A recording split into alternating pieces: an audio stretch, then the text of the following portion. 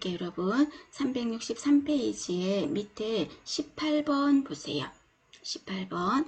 자, 당직 의료인이라는 거 있죠. 자, 당직 의료인은 말 그대로 당직을 하는 거죠. 그죠? 당직을 하는 건데, 예전에 어느 요양병원에서 화재가 생겨났었어요. 화재가 났었는데 그때 그 병원이 당직 의료인이 없었던 거야. 간호조무사분은 근무를 하고 있었는데 당직 의료인이 없었어요. 그래서 아마 뭔가 그쪽에서도 벌을 받았을 겁니다. 벌칙을. 그럼 이때 당직 의료인이라는 거는 킵을 하고 있어야 된다는 거죠. 그 의료인은 어느 곳에는 꼭 있어야 되냐면요. 병원급 있죠. 병원급 이상에서는 누가 있어야 된다? 반드시 당직 의료인이 있어야 됩니다. 그럼 여러분들이 이상하다. 나도 병원급에 근무하는데 우리 여기 의사 없던데, 밤에 의사 없던데, 제가 금방 의사라고 표현 안 했어요. 의료인이라고 했잖아요. 그럼 의료인 하면은 누구 들어갔어?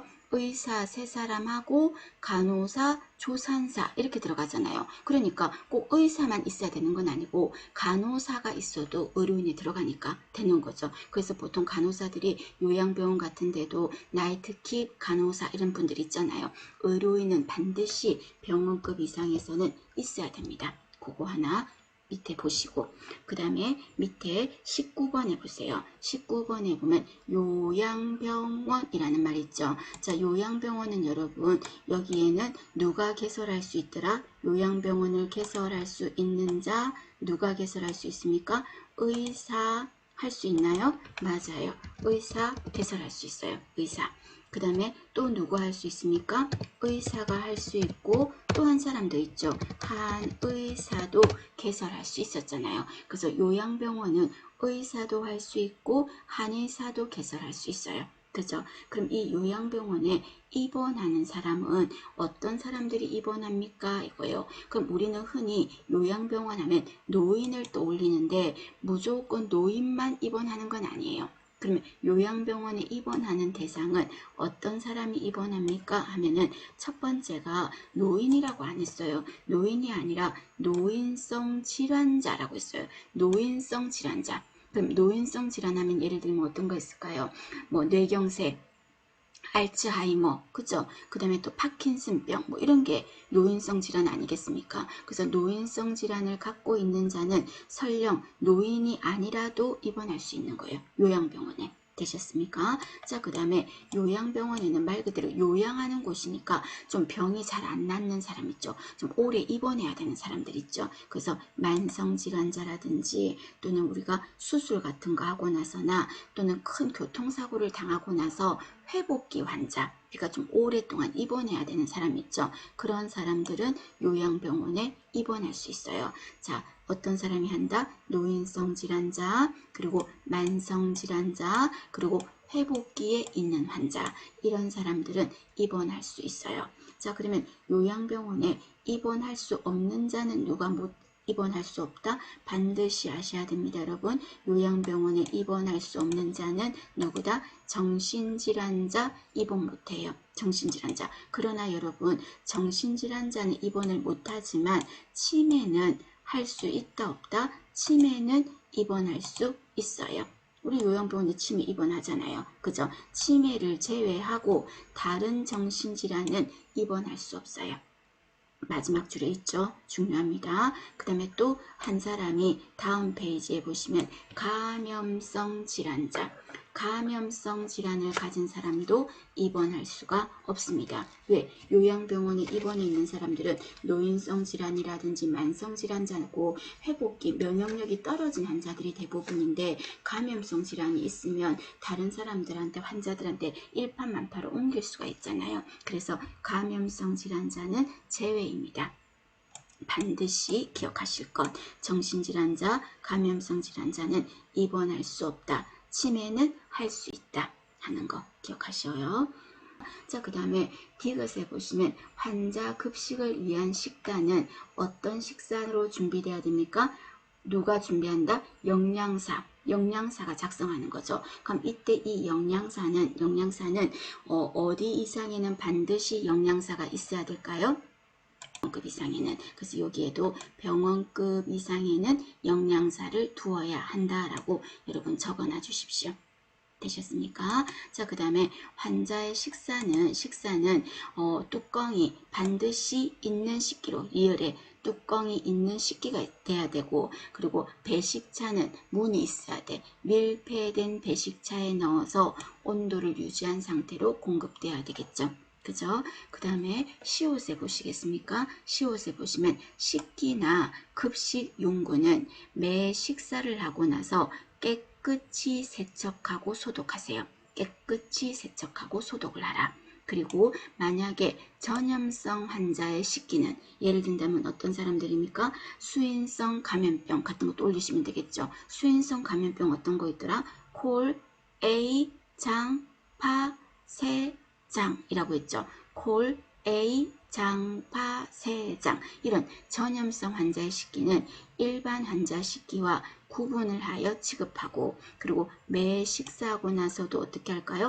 완전히 멸균 소독을 해야 되겠죠. 되셨습니까? 그 다음에 이응에 금방 말씀드렸잖아요. 수인성 전염병. 자, 수인성 전염병 한번 여러분 적어봐요. 어떤 거 있었어요? 아까 앞대가리만 제가 말씀드렸죠. 콜, A, 장, 파, 세, 장. 우리 앞대가리만이라도 외웁시다. 콜레라, A형 간염, 그리고 장티푸스, 그리고 파라티푸스, 세균성 이질, 장출혈성 대장균 감염증. 되셨습니까? 여러분 지금 제가 말하는 게 뭔 소리야 못 따라 적고 있으시다면 공부량이 지금 너무 많이 부족해요. 여러분 공중보건에서 다 언급을 했던 거니까 아셔야 됩니다. 앞대가리만이라도 외우세요. 수인성 감염병 하면 콜, A, 장, 파, 세, 장 하는 6가지가 가장 대표적인 질환인 거죠. 그럼 이런 수인성 전염병 환자가 음식을 남겼어요. 그럼 그 음식을 동물 사료로 준다 이러면 틀렸어. 동물은 뭔 죄야? 그죠? 동물 사료로 주면 안 되고 소독을 하고 폐기하여야 됩니다. 그래서 시험 문제에서 잔반을 동물 사료로 준다면 X 되셨습니까? 소독하고 폐기합니다. 그 다음에 지읒에 병원장은 급식 관련 종사자들한테요. 1년에 한 번 이상 정기 건강 진단을 하게 하고, 종사자가 전염병 질병에 감염되면 적절한 조치를 해야 된다. 그리고 치읓에 병원장은 급식 관련 종사자들한테 무슨 교육을 실시한다? 위생 교육을 실시하겠습니다. 되셨습니까? 다음에 정신의료기관은 보통 인권교육 같은 거 실시하고요. 자, 급식 관련 종사자들한테는 무슨 교육? 청결이겠죠. 위생교육을 실시하여야 한다라고 했습니다. 자, 전체적으로 한번 보시고 여기에서는 아주 중요한 것보다는 어떤 거 좀 조심할 거는 일반식이라는 거와 치료식이라는 거. 여러분 치료식이라는 건 어떤 거예요? 당뇨 환자는 식사 어떻게 먹어야 돼요? 저염 이렇게 먹어야 되겠죠. 그리고 예를 들어서 신장이 안 좋아. 그럼 어떻게 먹어야 돼요? 저염, 저단백 이렇게 먹어야 되잖아요. 그죠? 그래서 이렇게 그 질병에 따라서 필요한 식사 그런 거를 치료식이라고 하는 거죠. 특별식이라고 하면 안 돼. 특별식은 난 2만원짜리 밥 주라. 돈 난 있으니까. 그건 특별식이잖아. 그런 거 없어. 일반식 아니면 치료식 이렇게 있다는 거. 그거 하고 나머지 즐거운 거 위주로만 한번 참고로 보십시오. 자, 그 다음에 여러분.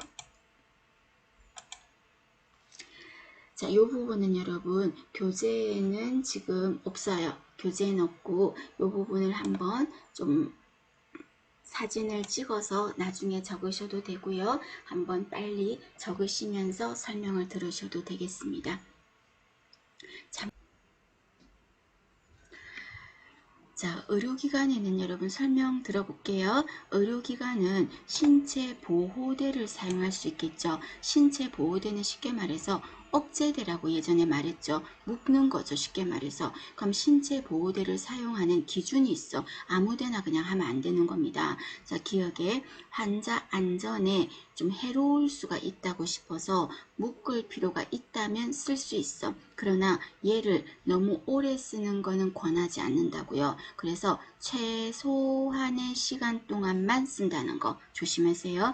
최대한 쓴다 이러면 틀렸어. 최소한의 시간 동안만 사용하겠다.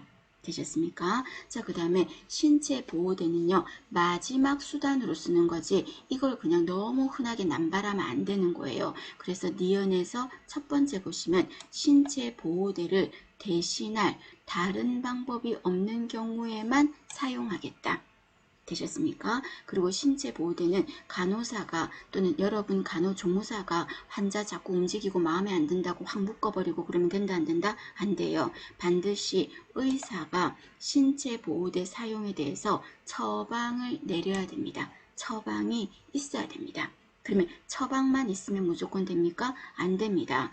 의료인은 환자에게 처방을 내리고 나서요, 환자한테 충분히 이 보호대를 왜 써야 되는지를 설명하고 그리고 사용하는 거에 대해서 동의를 얻어야 됩니다. 환자가 동의하지 않으면 의사가 처방을 냈었다 하더라도 사용할 수가 없다고요. 그런데 가끔은 의식이 없는 환자도 있겠죠. 또는 인지 능력이 떨어지는 환자도 있겠죠. 그럼 그럴 경우는 누구한테 받는다? 보호자한테 동의를 받겠습니다.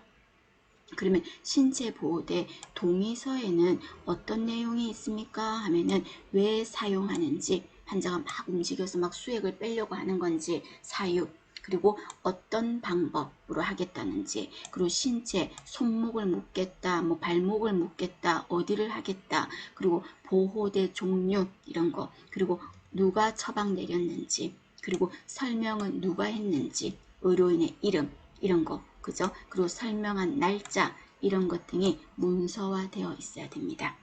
그리고 신체 보호대를 하고 있을 때 이때 너무 꽝 쓰레기 봉투 목듯이 꽁꽁 싸매가지고 정말 급한 응급 상황일 때 화재가 났어. 그럼 빨리 풀고 나와야 되는데 그걸 못 풀어가지고 지체돼서 환자한테 해를 줄 수가 있겠죠. 그래서 응급 상황일 때 쉽게 풀 수 있거나 즉시 자를 수 있어야 됩니다.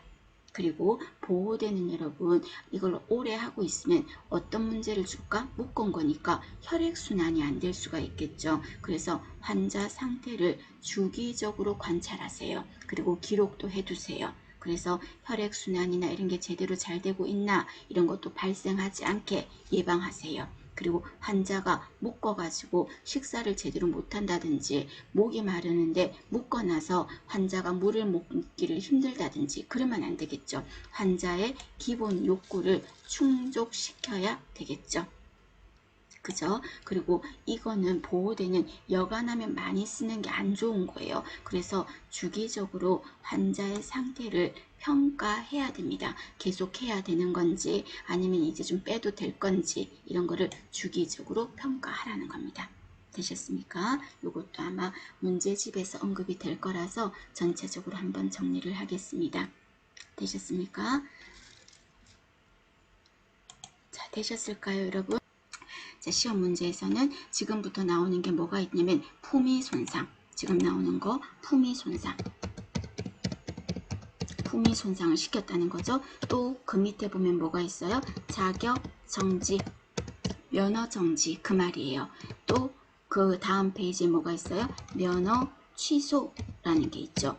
그러면 이 세 개 중과 시험 문제에서 이러한 것을 했다. 이거는 품위 손상에 속하나 자격 정지에 속하나 면허 취소에 속하나 이렇게 물어볼 수 있다고. 근데 이 내용이 방대하니까 여러분 하나하나를 막 다 외우려고 하지 마시고 자주 조금 눈도장을 찍어주면 어느 정도 감이 올 겁니다. 여러분 설명 들어보시고. 아셨습니까? 그럼 먼저 첫 번째 품위 손상이라고 했는데요. 품위 손상 행위라는 건 무슨 말이냐면 의료인 5사람 있었잖아요. 그네들이 누군가가 잘못했을 때 당신 때문에 우리까지 좀 뭐라 그럴까? 좀 격이 떨어진다 이거야. 창피하다 이거예요. 아, 네 하는 행동이 이렇게 막 기사화되고 하니까 우리는 창피해 죽겠다. 같은 의료인으로서. 그런 게 바로 품위 손상 행위에 들어가겠습니다. 자, 예를 들어 볼까요? 그 줄에 보시면 의료인이 학문적으로 인정받지 않았어. 아직 검증되지 않은 진료 행위를 마음대로 한 거예요. 그러면 학문적으로 아직 인정되지 않았는데 해서 환자한테 해를 끼치면 좀 야매로 이상한 거잖아요. 그죠? 이런 거는 하면은 다른 사람들까지 격떨어진다 이거야. 그 다음에 자, 환자한테 수술 도중에 또는 수면 내시경하고 있는 중에 여자 환자들한테 성추행을 한다든지 또는 성희롱적인 말을 한다든지 그죠? 또는 금품을 훔친다든지 그죠? 환자 수술하고 있을 때 수면 내시경하고 있을 때 그죠? 그런 행위 자체가 격떨어진다 이거야. 비도덕적인 진료행위 품위 손상에 들어가겠습니다. 그 다음에 또 지나치게 과대 광고 있죠. 과대 광고 우리가 최고다 유일해 한국 유일해 우리나라 최고의 뭐 이런 식으로 그거는 자기가 자화자찬하듯이 표현한 과대 광고 이런 거는 품위 손상 행위에 들어가겠습니다. 그리고 환자에게 필요도 없는데 불필요한 검사 막 마음대로 하게 하는 거 본전 뽑으려고 투약 또는 수술 이렇게 지나친 진료 행위를 해가지고요. 엄청나게 진료비를 많이 요구하는 거야. 그래서 이 환자는 뭐 요즘 따라 기운이 없어가지고 그냥 영양제 주사 하나 맞으러 갔는데 그 병원에서 100만 원 쓰고 나오는 거예요. 그럼 그런 게 너무 지나친 과잉 진료죠. 그런 과잉 진료 전부 다 어디에 넣겠다? 품위 손상에 들어가겠습니다. 그 다음에 병원에서 이런 거 예전에도 기사에 났잖아요. 전공의라는 말은 의사들 세계에서 내가 이 병원의 전공의로 선발이 되고 싶어. 그러면 타이틀이 좋잖아요. 아산병원, 삼성의료나면 그 스펙이 크잖아요. 그럼 그 스펙이 있는 그 병원에 내가 선발이 돼야 되는데 내 실력으로는 안 될 것 같아. 또는 실력으로 돼도 학연 지연 때문에 뭐가 또 문제가 생길 것 같아. 그럴 때 어떻게 하겠다? 돈을 주는 거죠. 그래서 금품을 주면서 나 이 병원에 전공의로 뽑아주십시오. 돈을 주는 거죠. 또는 돈을 받았어요. 이렇게 그죠? 이렇게 금품을 주거니 받거니 하면은 어떤 거다? 이런 걸로 적발되면 야 의료인이 뭐 하는 짓이냐 창피하게 꼴랑 그 병원에 취업하려고 이런 식으로 되는 거죠. 품위 손상에 들어가겠습니다. 되셨습니까? 자, 그 다음에 어떤 의사가 그 병원에 이제 페이 닥터로 있는 거예요. 그런데 내가 얼마 뒤에 다른 곳에 개인적으로 오픈을 할 거예요. 개인 의원을 개설할 거라고. 그러면 내가 그 병원에 의료기관 소속된 페이 닥터로 있는 그 병원에서 나한테 진료받았던 환자 명단 있죠. 그 명단을 전산으로 되어 있는 명단을 싹 다 몰래 백업해왔어. 백업해가지고 내가 의원을 오픈한 다음에 그네들한테 내가 문자를 주는 거죠. 아니면 내가 하기가 조금 창피하면은 사무장한테 시켜가지고 어떻게 대량 단체 문자를 하는 거죠. 안녕하십니까. 전 어느 병원의 내과 뭐 과장 누구입니다. 제가 어느 곳에 이번 몇 월 며칠자로 오픈을 하게 되었습니다. 병원 이름은 이러이러합니다. 이렇게 했어. 그럼 그 말은 무슨 말이에요? 자기네 병원 오라는 의미가 있는 거잖아요. 쉽게 말해서 환자 유인한 거죠. 이런 행위는 뭐가 된다? 격떨어진다 이거야. 환자를 그렇게 장사하듯이 유인하는 거는. 그래서 밑에 보시면 다른 의료기관을 이용하려는 환자를 영리를 목적으로 자신이 종사하고 있거나 또는 개설한 의료기관으로 유인하거나 또는 사무장한테 시켜서 유인하게 하는 행위 이런 거를 했을 때 적발이 되면 창피하다 이거죠. 다른 사람들이 품위 손상 행위에 들어가겠습니다. 되셨습니까? 자, 그 다음에 의사가 처방전을 끊어주죠. 그럼 처방전을 끊어주면서 직원이 그 환자에게 처방전을 주면서 자, 엘리베이터 타고 내려가시면 오른쪽에 약국 있습니다. 그랬어요. 오른쪽에 약국이 있다 그래요. 약국이 하나밖에 없다면 모르는데 오른쪽 왼쪽 앞뒤 다 있다고 칩시다. 그런데 말에서 뭐라고 했어요? 엘리베이터 내려가시면 오른쪽 약국에 가시면 됩니다. 이렇게 했어요. 그러면 환자들은 아무 생각 없이 그 말에 숙지해서 오른쪽의 약국으로 더 많이 가지 않겠습니까? 그러면 그런 경우가 어떤 게 있을 수 있다? 약국에서 병원장한테 처방전 끊으면 저희 약국으로 좀 오게 해주십시오. 하는 거죠. 쉽게 말해서. 그럼 뭐 하나 금품 같은 거 줄 수도 있고 그죠? 그런 거가 전부 다 걸리면 창피하다 이거예요. 그래서 자신이 처방전을 교부한 환자를 영리를 목적으로 특정 약국에 유치하는 거죠.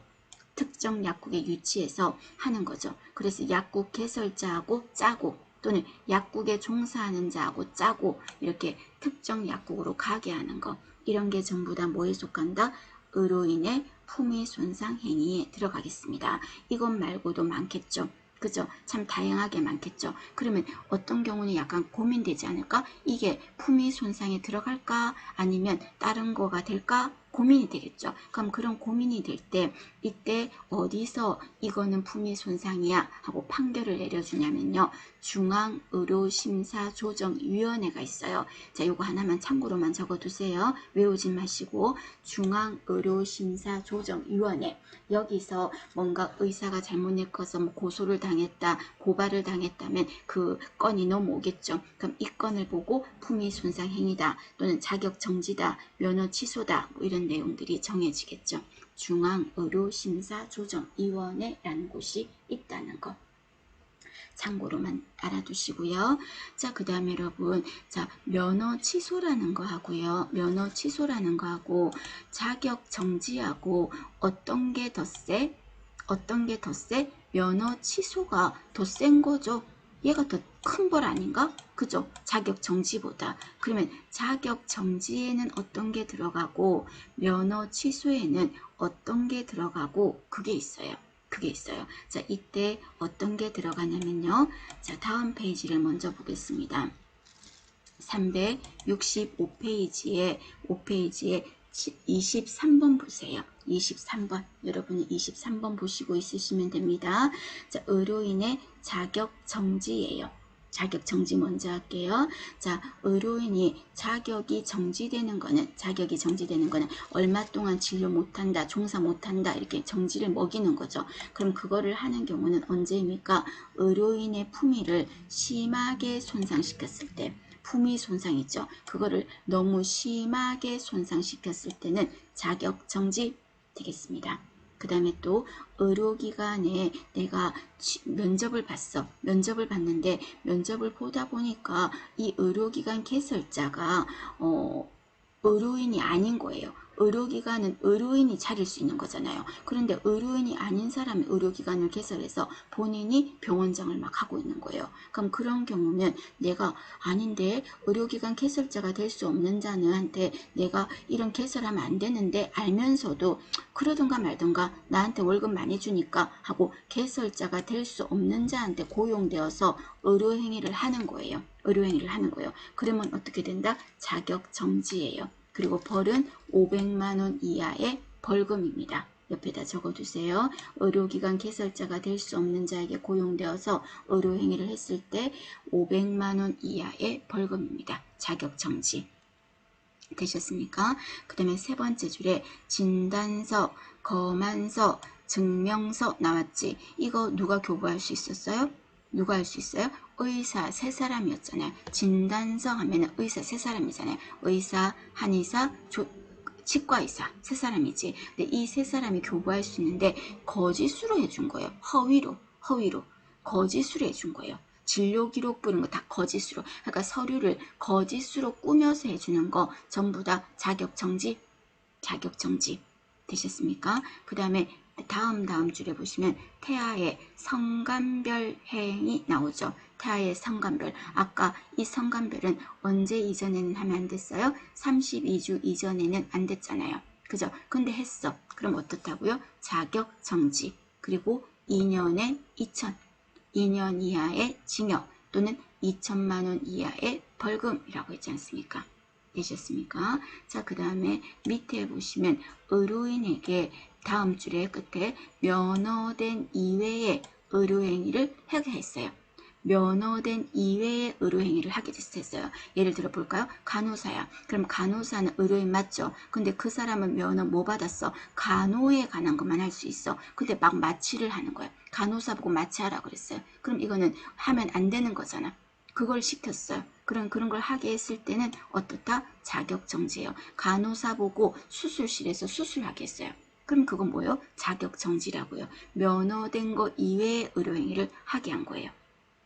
되셨습니까? 또는요, 의료기사라 그랬어요. 여러분, 의료기사가 누구냐면요, 뭐, 방사선 기사, 그죠? 또는 뭐, 임상병리사, 물리치료사 이런 사람을 의료기사라고 하거든요. 그럼 의료기사가 아닌 자한테 의료기사 업무를 하게 한 거예요. 자, 예를 들어 볼까요? 방사선 엑스레이는 누가 찍는 거예요? 방사선사가 찍겠지. 근데 방사선사가 찍어야 될 엑스레이를 간호조무사가 찍고 있는 거예요. 그럼 안 되잖아. 그렇게 하게 했어. 병원에서 시켰어. 그럼 그 병원은 어떻게 된다? 의료인은 자격 정지예요. 되셨습니까? 그 말입니다. 즉 의료인이라면 면허 받은 거 이외에 다른 업무를 막 하게 했어. 자격 정지. 의료기사가 아닌데 의료기사 업무를 막 시켰어. 자격 정지.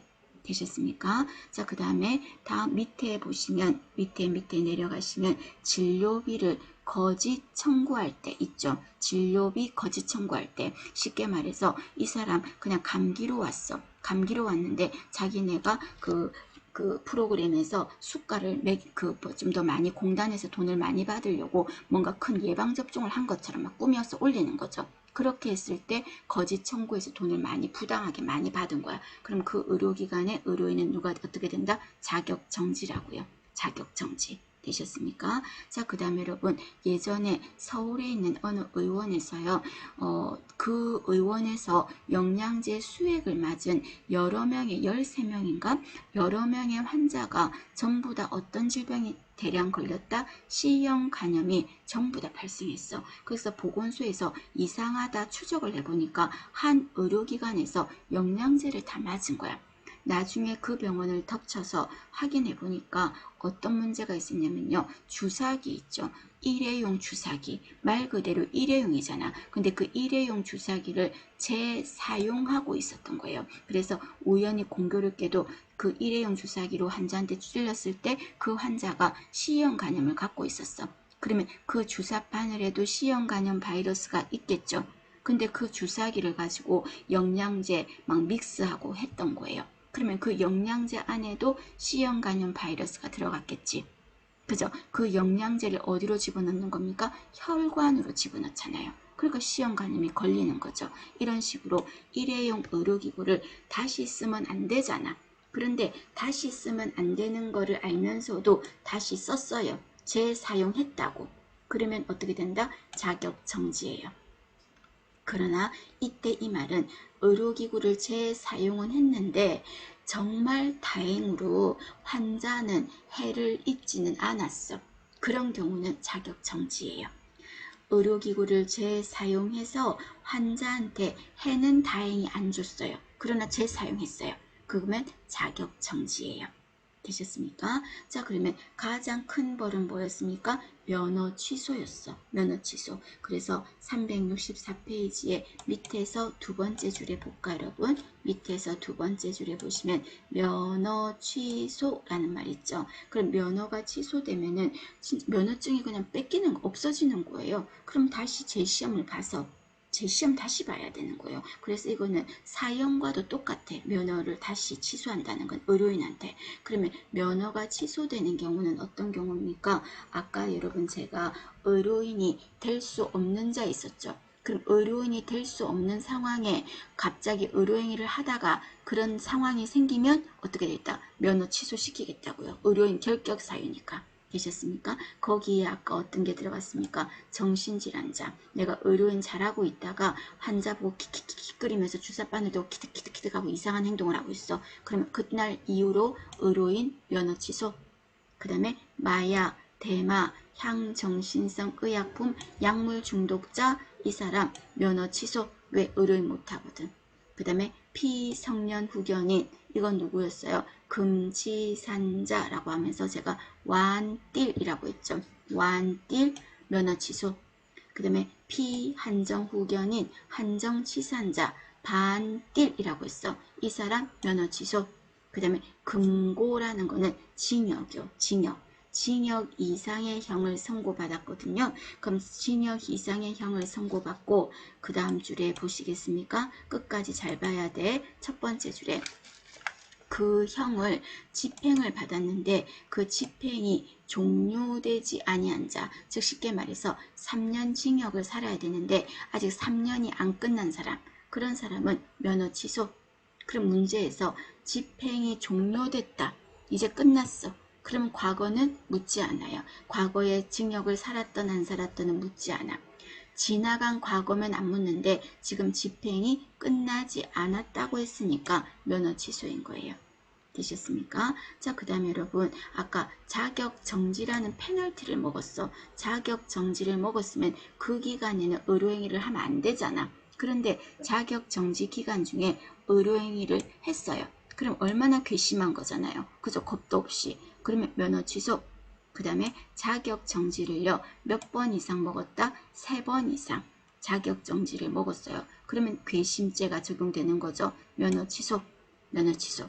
그 다음에 면허 밑에 보시면 면허증을 빌려준 경우 보이시죠? 자, 중요합니다. 면허증을 빌려준 경우는 어떻게 된다? 엄청나게 큰 벌이에요. 면허 취소입니다. 왜? 이 면허증이라는 건 여러분 어떤 거야? 환자의 생명을 다루는 면허잖아요. 근데 이거를 빌려가지고 아무것도 모르는 사람이 수술하고 아무것도 모르는 사람이 뭔가 진료하고 하면 안 되잖아요. 그래서 면허증을 빌려주면 면허 취소해요. 그리고 and 벌은 가장 큰 벌이 얼마냐면요. 5년에 5천이야. 그래서 5년 이하의 징역 또는 5천만 원 이하의 벌금 그 소리예요.